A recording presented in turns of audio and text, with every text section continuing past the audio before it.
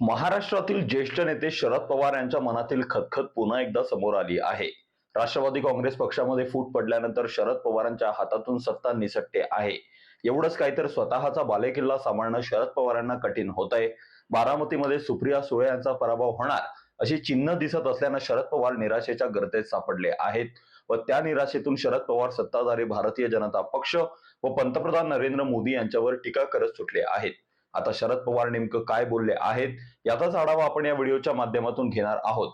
पण त्याआधी तुम्ही आमच्या चॅनलवर नवीन असाल तर आत्ताच आमच्या गल्ली ते दिल्ली या युट्यूब चॅनलला सबस्क्राईब करा व हा व्हिडिओ अगदी शेवटपर्यंत बघायला विसरू नका.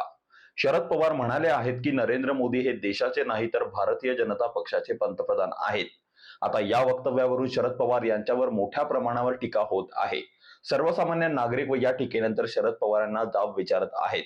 एकेकाळी भारतीय जनता पक्षासोबत युती करण्यास इच्छुक असलेले शरद पवार आज स्वतःचं राजकारण धोक्यात आल्यावर उलट भाजपवर टीका करत आहेत. हा शरद पवारांचा दुटप्पीपणा नाही का, असा सवाल सर्वसामान्य जनतेतून विचारला जातो आहे.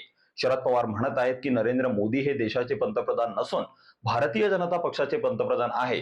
तर मग पंतप्रधान नरेंद्र मोदी यांच्या माध्यमातून देशभरात जी विकास कामं व ज्या योजना लागू केल्या जात आहेत त्या फक्त भारतीय जनता पक्षासाठी आहेत का, असा मुद्दा सुद्धा सर्वसामान्य नागरिक उपस्थित करत आहेत.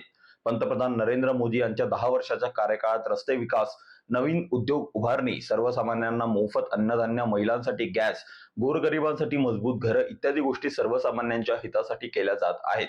आणि मोदी सरकारतर्फे सुरू करण्यात आलेल्या हजारो योजनांचा फायदा कोट्यावधी लोकांना होतो आहे. मोदी हे जर देशाचे नाही तर भाजपचे पंतप्रधान असतील तर मोदी सरकारने सुरू केलेल्या योजनांचा फायदा फक्त भाजपच्या लोकांना होतो आहे का?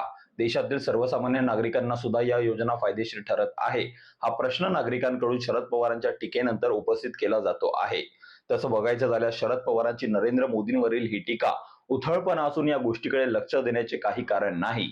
मात्र शरद पवार ज्या प्रकारे वैयक्तिक नुकसानातून सावरण्यासाठी राजकीय आरोप करत आहेत त्यातून शरद पवारांनीच त्यांची राजकीय कारकीर्द संपली आहे याचे संकेत दिले आहेत.